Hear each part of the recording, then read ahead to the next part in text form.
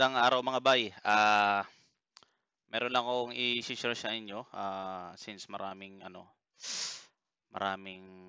nako-curious dito sa Optus, no? Optus firmware ni B936. So, ngayon susubukan natin. So, ito yung firmware ko na ginamit. So, walkthrough ko lang kayo dito. So, ito yung info niya bago tayo mag-flash. So ito yun kay Sir Joel yung gamit ko. So reloaded. So ito wala naman akong problem. Gamit ko siya, ayos naman. Sa sa paglalak ng frequency, okay naman. Yung sa cell ID locking. So ngayon, mayroon siyang band na B1, B3, B4, 0 at saka B41. So ngayon, tatry natin i-flash sa Optus firmware ni Skymetrics. Ito 'yun, no. So i-share ko na lang sa inyo yung link. So ito siya. Ngayon ang pipiliin natin yung no backlash, pero meron kasi ditong readme ito kung paano talaga mag-flash. Ayan. So kailangan natin ng mil-to-mil USB. Ayan, mil-to-mil USB. Tapos kailangan natin ng LAN cable, itong RG45. Dapat connected yan sa ating modem papunta sa ating desktop. Tapos siyempre yung power adapter, kailangan 12 volts. So ayan. Tapos katulad nito, ayan, connected ako dito sa aking modem na B936, no? Ang kulang ko na lang is USB mil to mil. So anahin natin USB mil to mil. So ito yung aking USB mil to mil. So ikakabit ko na siya.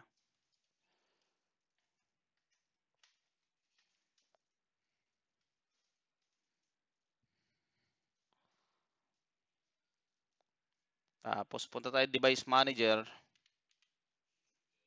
para ma-monitor natin kung okay ba yung ating modem, kung connected na ba siya o hindi. So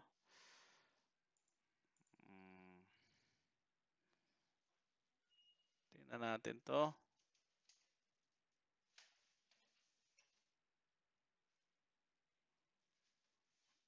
Aha. Sige. Ayan. So since nakarun na yung ating application, ito siya. So ito yung gawa ni Skymetrics. So credit nga pala sa kanya. So kung gusto niyo mag-install ng drivers, ito, mayroon na ditong drivers, ayan o. So ako hindi ko na kailangan kasi meron naman ako. So ang kailangan na lang natin is no backlash. Ito yung without jumper method. So click na natin to. Then tingnan natin.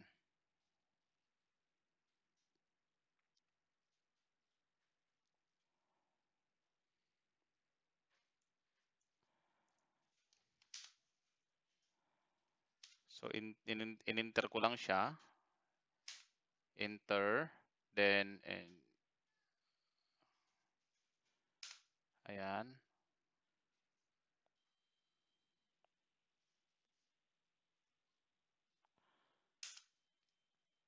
So, tingnan natin to.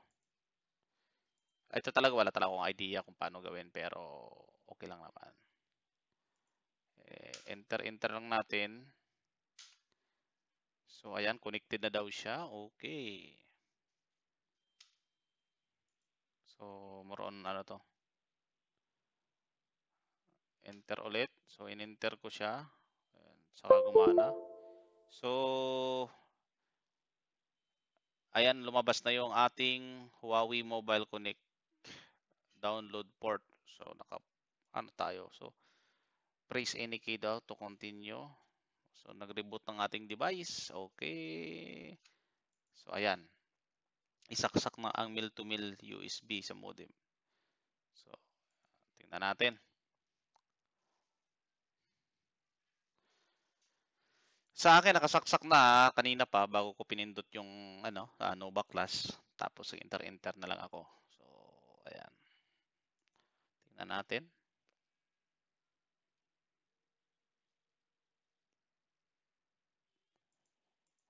Enter natin ulit kasi parang na-stuck. Wala ba? Mhm. Pwede naman natin tingnan kung andun pa ba yung ating modem o buhay na ba. Tingnan natin. So, ayan. Hindi pa siya buhay. Ayan, hindi pa siya buhay. Tingnan natin. Erasing. Ayan.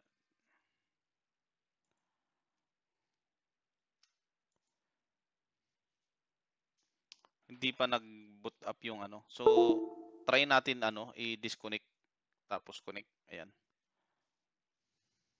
So, dinisconnect lang yung ano, USB mil to mil. Tapos kinonek ulit.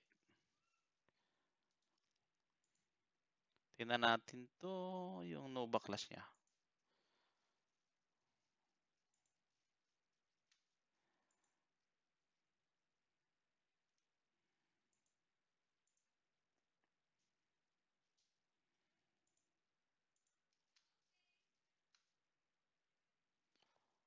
Okay. Ayan na siya. Bali, nagsisimula na yung ano, yung USB loader. So, yun yung kasi yung ano eh. Nag-unlock ng bootloader para ma-allow na mag-flash ng firmware. So, kung mapapansin mo yan, ano, balong USB loader start in. So, ayan na siya. Flashing firmware, ayan na siya. So, hintayin lang natin yan. Kung mapapansin nyo, dadami yan, oh, ayan, oh.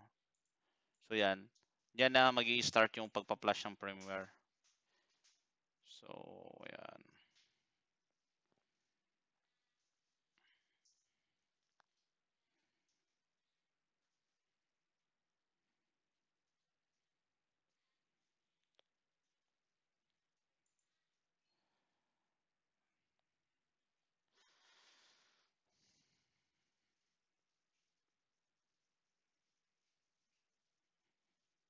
So, naka-ano na pala ako ngayon. Lahat ng modem ko, naka-Optus firmware na. Pero alam ko ano eh, walang release na ano eh, yung B936 na ano, yung Optus firmware eh. Siguro, minodified lang nila to. Tapos, in-enhance lang yung performance.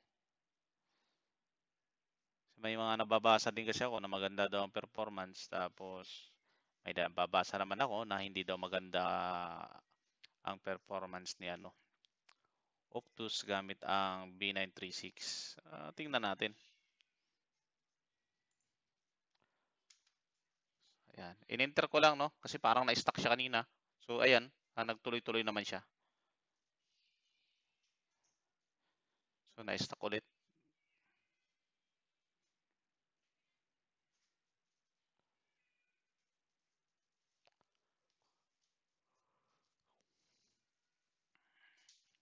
Tingnan natin yung new look ni ano.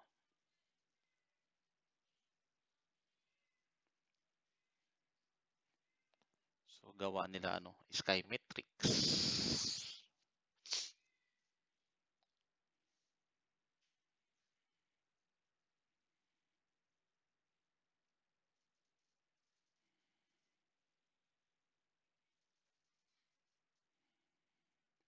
Masisipag sila mag-modified. Naaalala ko yung kapanahonan namin, mga Opera Mini, tsaka yung C-Wave browser.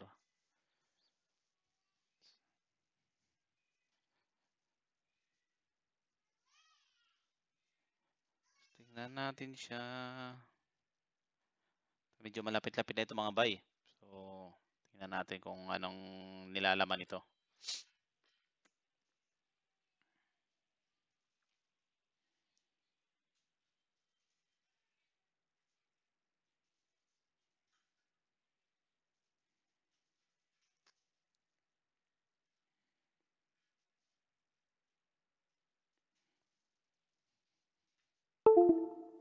So, ayan, tapos na mag-flash.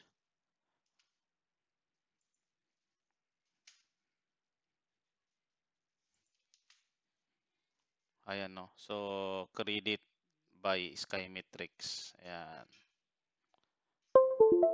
So, sabi niya, ayan na. Nag-CDC na. So, close na natin to. Disconnect na natin yung USB mill to mill.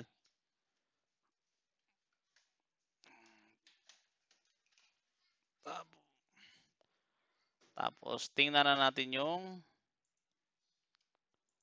ating modem. So, nag-boot up na siya. Tingnan natin kung anong IP. So, wala siyang IP, no? Ang IP niya ay, itong sinasabi na 169. So, hindi pa niya nare-read. Restart natin siya. Tapos, bunot natin yung RG45. Tingnan natin. So, ganyan lang naman mag-troubleshoot pag 169 IP. So, ito nag-172 na siya. But wala pa ring yung default gateway dapat mayroon to. 17 IP config.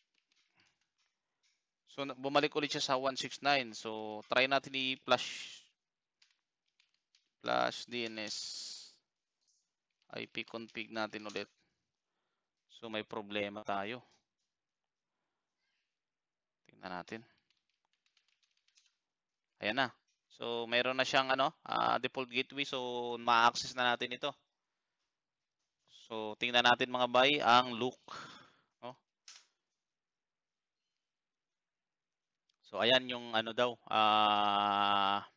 Optos firmware ng excuse me. Ng tawag dito. Ng B936. So, ang password niya ay admin lang. Tapos mga bay, nga pala may nadagdag na na band. So, try natin yung band 20. Tingnan natin kung gumagana talaga to. Naka-smart ako. So, band 20. I think band 38. Gumagana din to. Tingnan natin to mga bay. So, apply natin. Oh, ayaw. So, try natin tong B3.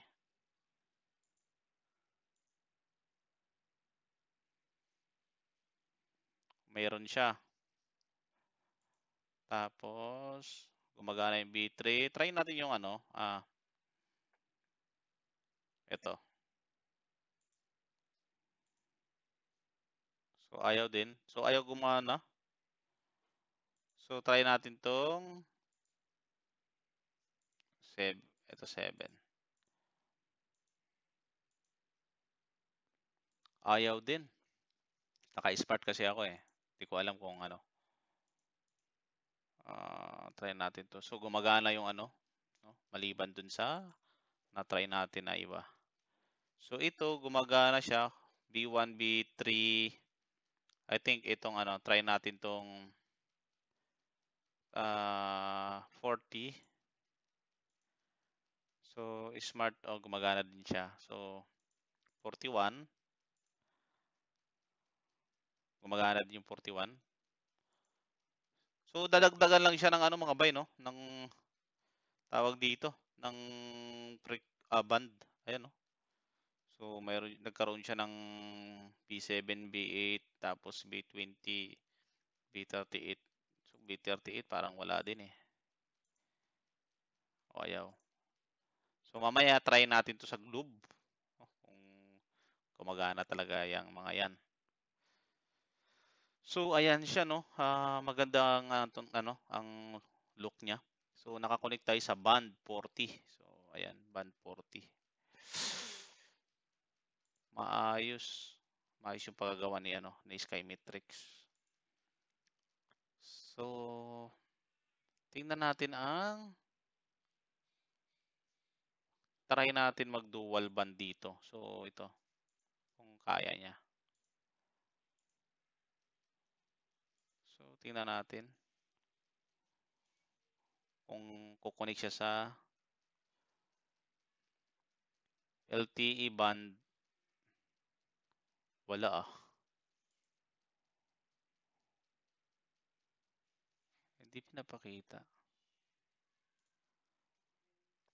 So, hindi niya pinapakita, no? Pero sa settings, ayan, okay siya.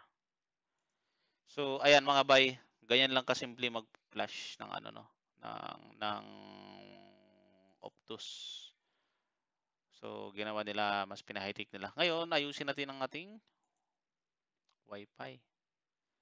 So, kung papansin nyo, ito pa rin yung setup ko. Kasi hindi siya totally na, ano, na reset. Ayan. Parang nag-patch lang ito. So, tingnan ngayon natin yung statistics. So, dito mayroon siyang ano, pang monitor kung sino yung mga nakakonect at pwede mo siyang i-block. Ayos. Maganda ang ano niya. Pagka-modified. Tapos dito, nakalagay dito oh, kung saan ka nakakonect na DL frequency. Tapos meron siyang cell ID locker. Tapos IMEI changer oh. Random phone IMEI oh, pwede kang magpalit. So maganda to kasi ano, meron na siyang ano, tawag dito. IMEI oh, mamimili ka na lang dito. Tapos PCI, manual, yan, naka-drop down na rin. So, ano, maganda siya. Kuha natin siya sa Globesky. Nakakonect tayo. So, nakagumo yan mga bayayan. Tingnan natin yung frequency niya.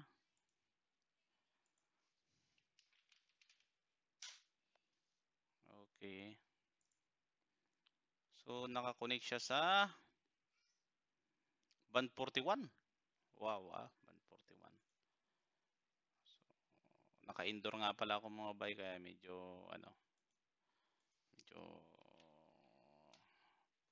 mahina tong aking ano. So, tingnan natin kung ano.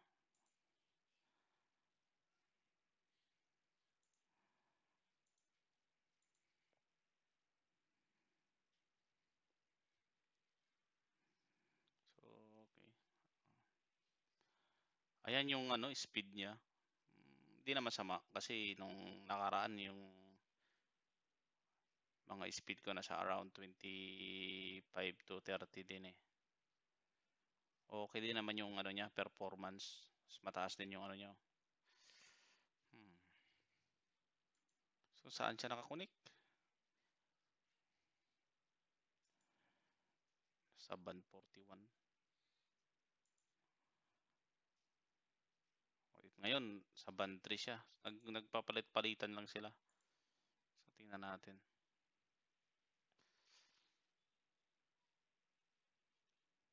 Band mas malakas ang ano ang band 41 ay band 3.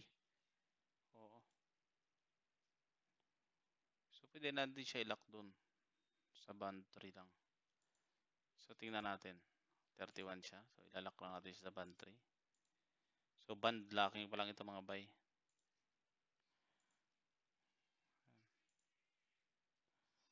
So band locking siya. So ayun yung ano, ating ano.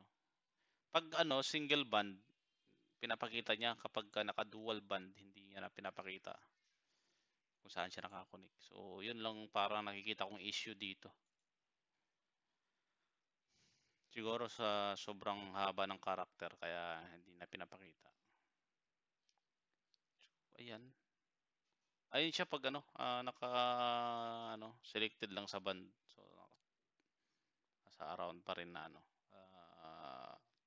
20 to 30 yung range. Ayan, sana makatulong 'to sa inyo mga bay. Thank you.